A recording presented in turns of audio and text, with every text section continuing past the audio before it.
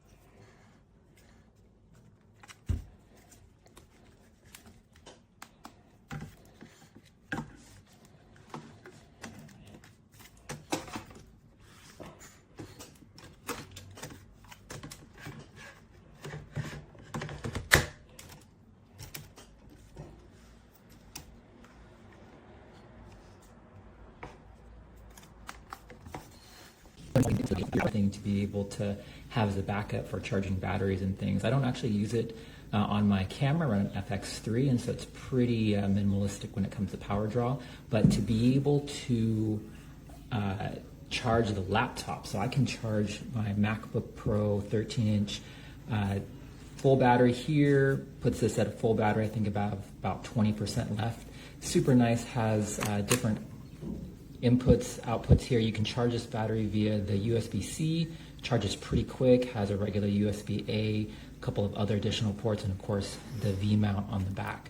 So I use this to charge my laptop, I use this to use it on my battery chargers. I mean, anything that takes USB-C, this puts out a lot of juice and can definitely keep you powered up for the day when you're out and about. So definitely like this, nice and small, right? Nice and compact. You can see it's about the size of your palm right there. I just throw this in my bag, no issues going on the plane, right? You got to keep it, I believe it's under 100 watt hours to be able to travel on the planes with it. So overall, nice and compact, really have I really liked having this guy along right here. So if you need a mini V-mount battery, or if you just want to have some extra backup power when you're traveling or out on set, definitely look into this.